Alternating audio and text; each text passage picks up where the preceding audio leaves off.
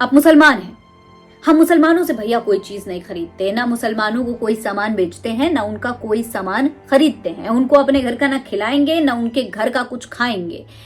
मुसलमान दिख जाए तो भाई उनकी दाढ़ी खींच लो, मुसलमान दिख जाए, उनकी कपड़े दिख जाए, उनका पहनावा देख करके उनको मॉब लिंच कर दो, या फिर अगर कुछ नहीं मिले तो मुसलमानों पर लव जिहाद का आरोप लगाकर बीच सड़क पर ला करके उनके मुंह पे कालिक पोतना शुरू कर दो, मारना पीटना शुरू कर दो। ये सब घटनाएं आम हो चुकी हैं। हर जगह मुसलमानों को बॉयकॉट करने की बातें होती हैं, खुले आम बयान दिए जाते हैं जिन पर कोई कार्रवाइयां नहीं होती।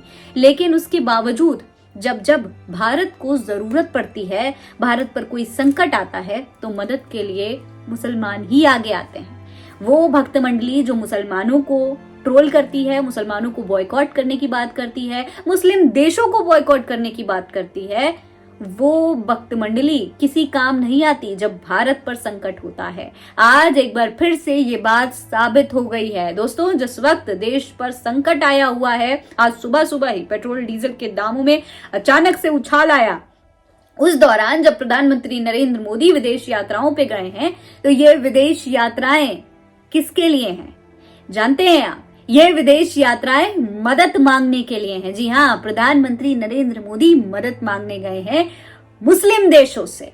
जिन खाड़ी देशों का भक्त मंडली गोदी मीडिया बॉयकॉट करता रहता है रह रहकर, उन खाड़ी देशों में प्रधानमंत्री नरेंद्र मोदी भारत के लिए मदद मांगने गए हैं। और सबसे बड़ी बात यह है कि मदद मिली भी है। मुसलमानों ने ही इस वक्त संकट के दौर में भारत की मदद की है, भारत के प्रधानमंत्री को सम्मानित तौर पर बुलाया है, स्वागत किया है और उनकी मदद करने का पूरा आश्वासन भी दिया है। जी हाँ, ये पूरा मामला क्या है और किस तरीके से एक बार फिर भक्त मंडली की बेइज्जती हो चुकी है, अपने ही थूका हुआ चाटना पड़ा है आज भक्त मंडली को, सब कुछ बताएंगे आज के इस वीडियो में विस्तार से, इसलिए वीडियो को पूरा जरूर देखिएगा। वक्त की बहुत बड़ी खबर मैं आपको बता रही हूँ। आज सुबह आपने खबर देखी थी, मैंने आपको बताया था कि किस तरीके से अचानक से पेट्रोल डीजल के दाम बढ़े। कुछ दिन पहले प्रधानमंत्री नरेंद्र मोदी सब देशवासियों के सामने आकर के ये कह रहे थे कि भाई आप लोग पेट्रोल डीजल कम इस्तेमाल करिए, आप लोग सोना मत खरीदिए 1 साल तक, तेल कम खाइए,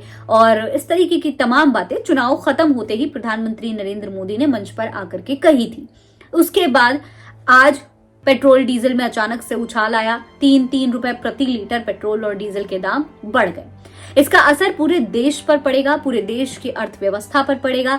एलपीजी गैस सिलेंडर, जिसे लेकर गृह मंत्री अमित शाह बंगाल चुनाव के दौरान मंच पर खड़े होकर मीडिया के कैमरे के सामने कह रहे थे कि सब कुछ बढ़िया है, पूरा स्टॉक भरा पड़ा है, किसी तरीके की कोई तंगी नहीं है, जनता को आश्वस्त करने के लिए। इस तरीके की बात जब गृह मंत्री अमित शाह कह रहे थे, वो सब कुछ झूठी साबित हुई।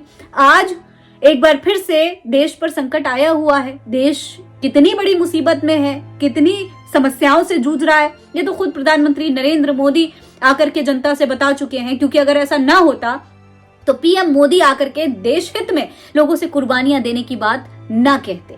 अब जब देश इतने बड़े संकट में है दोस्तों, जब लगातार एलपीजी की कमी बढ़ती जा रही है, पेट्रोल डीजल के दाम में उछाल आ रहा है, सोना महंगा होता जा रहा है, कुछ भी सस्ता नहीं है, आम से जिंदगी जीना मुश्किल हो गया है, उस वक्त प्रधानमंत्री नरेंद्र मोदी 5 दिवसीय विदेश यात्रा पर गए हुए हैं और सबसे पहला स्टॉप उनका यूएई है। जी हाँ, सबसे पहले वो यहाँ पर पहुंचे हैं, का बहुत भव्य स्वागत हुआ। आप ये तमाम तस्वीरें देख सकते हैं। हमारे देश में मुसलमानों का अक्सर विरोध होता रहता है, मुसलमानों को तमाम तरीके से बॉयकॉट करने की बात होती रहती है, लेकिन उसके बावजूद जब हमारे प्रधानमंत्री मुस्लिम देश में जाते हैं तो इस तरीके से उनका स्वागत होता है। आपको याद होगा जब नुपुर शर्मा ने पैगंबर मोहम्मद सल्लल्लाहु अलैहि वसल्लम को लेकर अभद्र टिप्पणियां की थी, उस दौरान तमाम मुस्लिम देशों ने भारत का विरोध करना शुरू कर दिया था। लेकिन आज जब भारत संकट में है तो वो तमाम पुरानी बातें भुला करके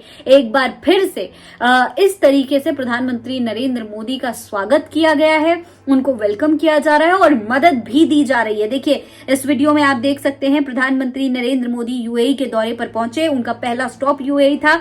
एयरपोर्ट पर उनका किस तरीके से स्वागत हुआ अबू धाबी में, वो आप देख सकते हैं। वहां के वरिष्ठ अधिकारियों ने उनका इस तरीके से इस्तकबाल किया। उन्हें गार्ड ऑफ ऑनर भी दिया गया। पीएम मोदी ने यूएई के राष्ट्रपति मोहम्मद बिन जायद अल नाहया से मुलाकात की। इस दौरान उन्होंने भारत की मदद के लिए यूएई का शुक्रिया भी अदा किया है। प्रधानमंत्री नरेंद्र मोदी यूएई का शुक्रिया अदा कर रहे हैं। उन्होंने जोर देकर कहा कि भारत यूएई के साथ मिलकर काम करेगा और शांति, स्थिरता और सहयोग के लिए पूरी तरह से प्रतिबद्ध है। यानी कि पीएम मोदी खुद मुस्लिम देश में जाकर के मुसलमानों का धन्यवाद कहकर आए हैं। अब ये क्या डील है वो भी आप जान लीजिए। दरअसल भारत और यूएई के बीच में सामरिक और रक्षा साझेदारी के तहत कई समझौते हुए हैं। खबर के मुताबिक पेट्रोलियम रिजर्व और एलपीजी सप्लाई को लेकर भी सहमति बन गई है। यानी कि गैस सिलेंडरों को लेकर जो तमाम दिक्कतें आ रही थी, महंगाई लगातार बढ़ती जा रही थी, पेट्रोल और गैस सिलेंडर का दाम लगातार बढ़ता जा रहा था, उसको लेकर भी यूएई ने मदद कर दी है। गुजरात के वडनगर में शिप रिपेयर क्लस्टर स्थापित करने के लिए भी समझौते पर हस्ताक्षर हो गए हैं। इसके अलावा आरबीएल बैंक और सम्मान कैपिटल में 5 अरब अमेरिकी डॉलर के निवेश का भी ऐलान किया गया है। यानी कि आर्थिक तौर पर भी यूएई जो है वो भारत की मदद करने वाला है। ये तमाम सहयोग जो है वो भारत को दिए जाएंगे। तो इस तरीके से दोस्तों मुस्लिम देश जो है वो तो एक बार फिर से दिखा रहे हैं कि भैया दोस्ती बनी रहनी चाहिए। दोस्ती इसी को कहते हैं। आप अकेले कुछ नहीं कर सकते। किसी एक धर्म का नारा लगा करके आप देश नहीं चला सकते। देश चलाने के लिए सबको साथ आना जरूरी है। जो नारा दिया है ना, सबका साथ सबका विकास, उसको जमीनी स्तर पर लागू करना जरूरी है। चाहे वो बाहर बैठे खाड़ी देशों के मुसलमान हो या अपने देश में मौजूद मुसलमान हो, उन सब की मदद की जरूरत आपको पड़ेगी, उन सब के सहयोग की जरूरत आपको पड़ेगी। इसीलिए लोगों के बीच में नफरत फैलाकर कोई फायदा नहीं होने वाला। आप चाहे ये तमाम वीडियोस देख सकते हैं दोस्तों, ऐसी घटनाएं आपको अक्सर देखने को मिलती होंगी। आपके सामने ये ताजा उदाहरण है। दोस्तों ये वीडियो आप देख सकते हैं, ये अभी कुछ दिन पहले हरियाणा से निकल करके सामने आई थी। यहाँ पर भगवा गौ रक्षा दल के राष्ट्रीय सचिव मोहित चौहान ने एक मुस्लिम शहद बेचने वाले को गांव से निकल जाने के लिए कहा था। यानी उसको साफ तौर पर मना कर दिया था कि इस गांव में कोई मुसलमान शहद बेचने तक नहीं आ सकता। देखिए वीडियो। आगे से इस क्षेत्र में मुझे दिख मत जाना, अगर दिख गए तो बहुत बुरा हो जाएगा फिर, ठीक है। अब ये वीडियो देख सकते हैं, उत्तराखंड के चमोली का ये वीडियो है। यहाँ पर देवभूमि रक्षा अभियान की नेता प्रेरणा सिंह मुसलमानों के बहिष्कार की बात करती हुई सुनाई दे रही हैं। वहीं क्या हम हिंदुओं के अंदर इतनी एकता नहीं है? क्या हम इतने कायल हैं? क्या हम इतने कमजोर हैं कि हम मिलकर अपनी देवभूमि को, अपने खंड को सुरक्षित नहीं रख सकते इन बाहरी ताकतों से?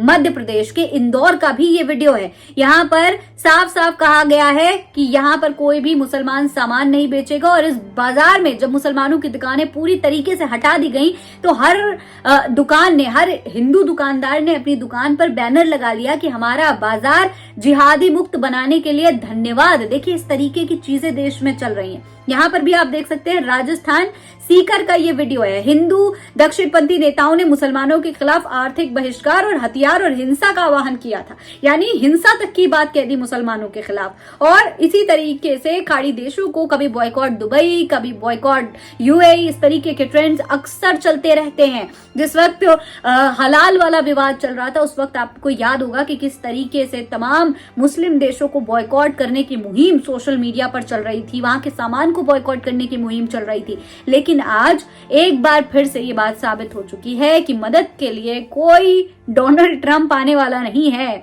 मदद की जरूरत पड़ेगी तो मुसलमान ही मदद का हाथ आगे बढ़ाएंगे। डोनाल्ड ट्रंप आप पर टैरिफ लगाएंगे। जिस माय फ्रेंड डोनाल्ड ट्रंप के लिए आप बड़े बड़े कार्यक्रम करवाते हैं वो आप पर टैरिफ लगाएंगे, आप पर टैक्स बढ़ाएंगे। लेकिन मदद सिर्फ मुसलमान ही करेंगे, फिर वो अपने देश के मुसलमान हो या फिर विदेशों में बैठे मुसलमान हो। इस पूरे मामले पर आप क्या कहेंगे कमेंट बॉक्स में लिखकर हमें जरूर बताएं। फिलहाल इस खबर में इतना ही। जय हिंद, जय भारत।